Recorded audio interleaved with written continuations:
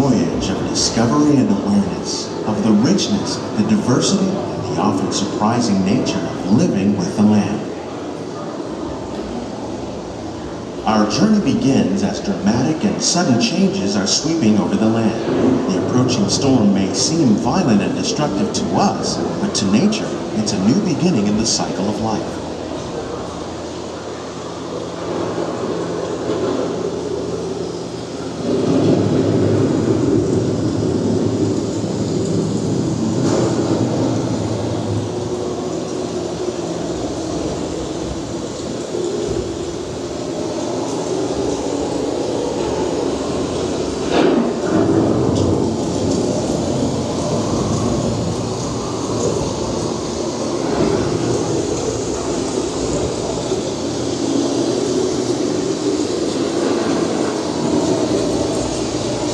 Beneath the surface of the land, roots trap water from the flowing mud, extracting precious nutrients and minerals. These elements, when combined with sunlight, create the diverse living systems of our planet.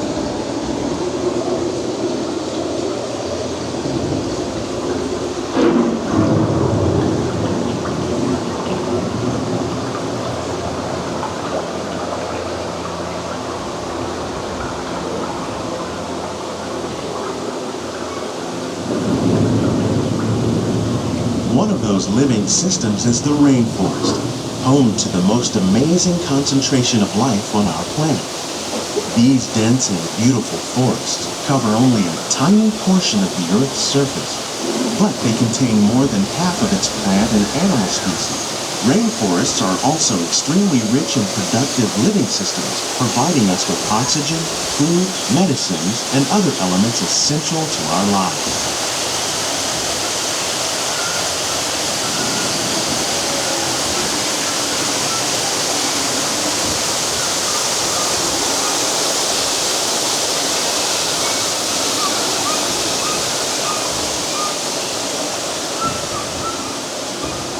In the desert, nature has created a very different, but no less beautiful living system. And while this arid landscape may seem lifeless, it is very much alive. The plants and animals that have learned to survive in these harsh conditions make use of what little water they can find and avoid the scorching rays of the relentless sun. The American prairie once appeared as desolate as the desert, but over time, rainwater and nutrients gradually penetrated the hard surface of this land. Even the hooves of the mighty buffalo helped create the rich soil that would one day become home to the American farm.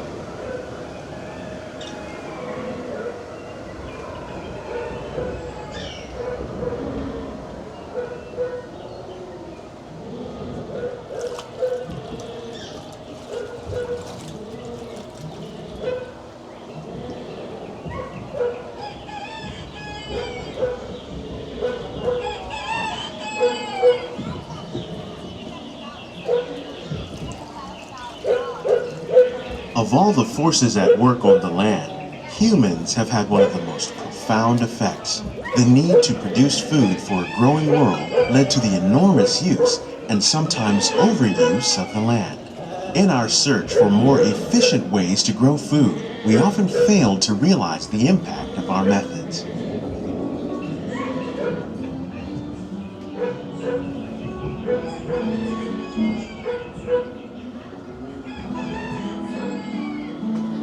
Today, we're learning to live with the land, discovering better ways to grow food that will assure both human and environmental well-being.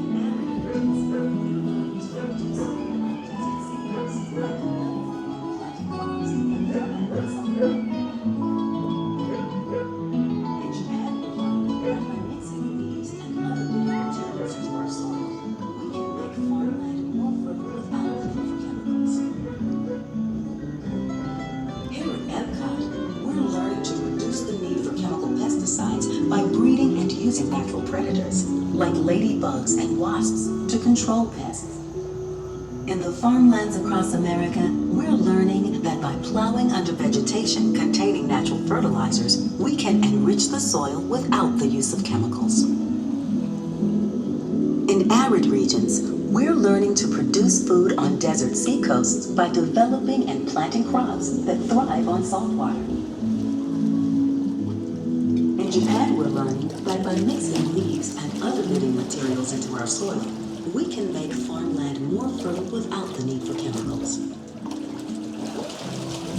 Here at Epcot, we're learning to reduce the need for chemical pesticides. How will we meet tomorrow's growing needs for food production, yet still respect the needs of the land?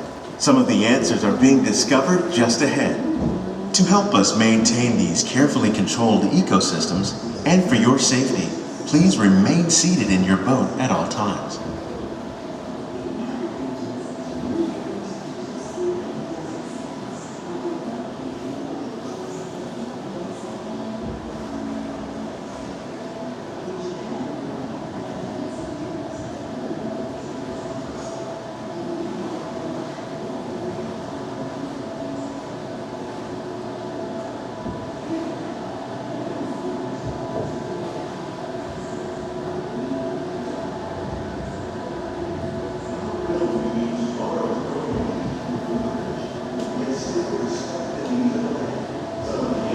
Welcome to our living laboratories, where scientists from Epcot and the U.S. Department of Agriculture are exploring innovative ways to produce bountiful harvests now and into the future.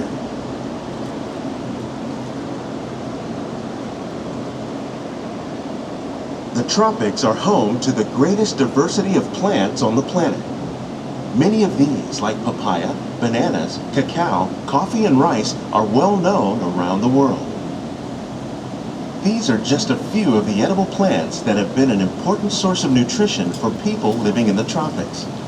Many are rich in vitamins and minerals, while others are well adapted to growing in less than ideal conditions. Some, like the water lily, thrive in wet, swampy areas and waterways. All parts of this plant, even the flower petals, are edible. The starchy root of the plant has long been used to make flour for baking.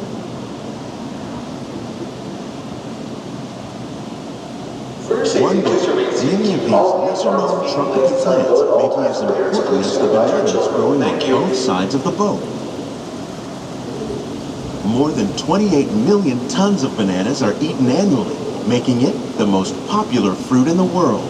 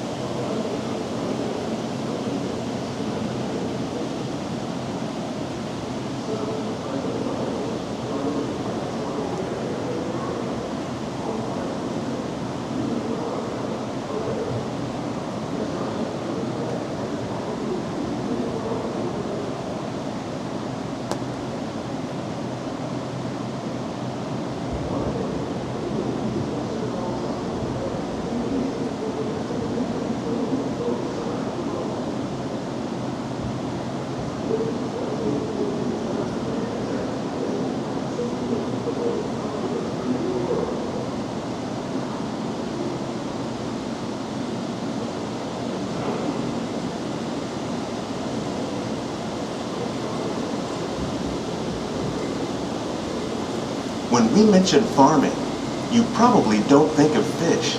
But fish farming, or aquaculture, accounts for nearly half of all the seafood consumed globally. Tilapia, bass, and catfish, like the ones you see here, are three of the more popular crops raised by fish farmers. The sustainable system we're using here recycles the water in the tanks. As a result, we're able to save millions of gallons each year. Our small fish farm produces nearly 5,000 pounds of fish each year to serve in restaurants around Walt Disney World. Innovations like this one can play an important role in our efforts to produce bountiful harvests and still protect natural resources.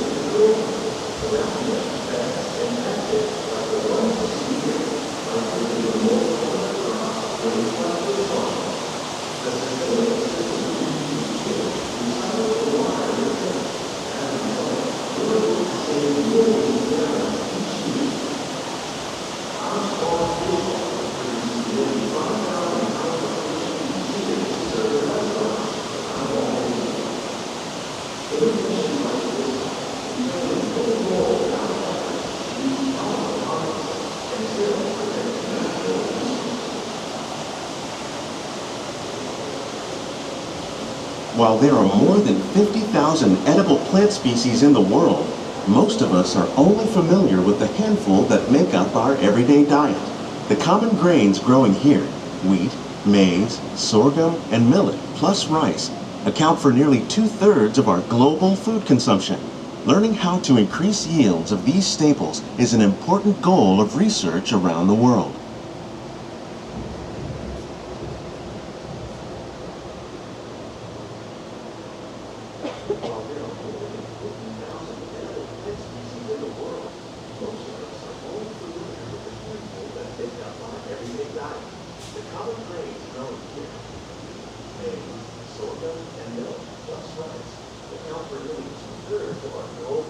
These plants are definitely on their way up.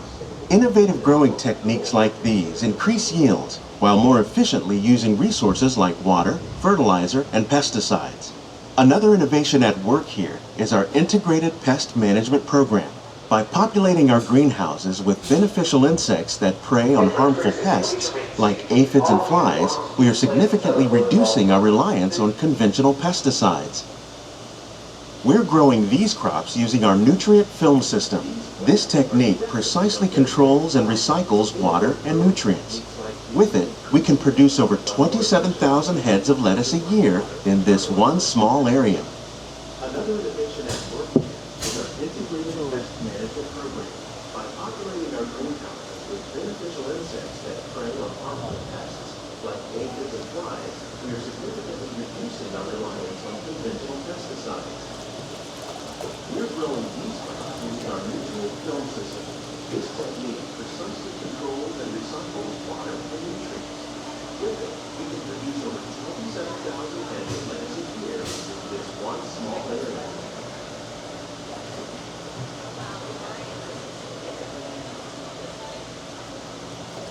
Some of our best ideas have been inspired by nature, like these fruit and vegetable trees. By growing these ground plants vertically, we can increase yields and better control diseases. These crops taste as good as they look. In fact, we serve more than 15 tons of produce from our greenhouses in restaurants here at the land every year. Look, those guardians. Some of our best ideas have been inspired by nature, like these fruit and vegetable trees. By growing these ground plants vertically, we can increase yields and better control diseases. These crops taste as good as they look. In fact, we serve more than 15 tons of produce from our greenhouses in restaurants here at the land every year. The future of agriculture may include innovative ideas like this vertical growing system. Plants grown in this way use a fraction of the space required by traditional growing methods. That saves water and increases production. The aquaponics system on your left combines hydroponics with aquaculture. The fish provide a natural source of fertilizer for the plants, and the plants help keep the water clean for the fish. It's another great way to produce more while using less. In our lab, Epcot scientists are working with the U.S. Department of Agriculture on a number of innovative projects.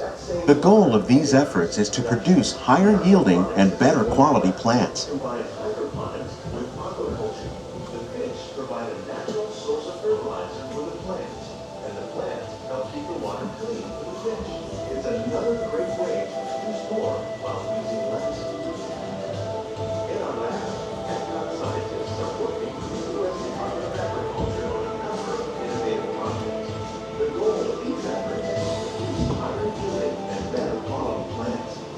These greenhouses represent just a fraction of the work being done worldwide to produce bountiful harvests for our growing population. Scientists, farmers, and even backyard gardeners are doing their part to improve the quantity and quality of foods that we all rely upon. Together, we can continue to find more ways to increase food production and protect our precious natural environment. Only then will we truly be living with the land.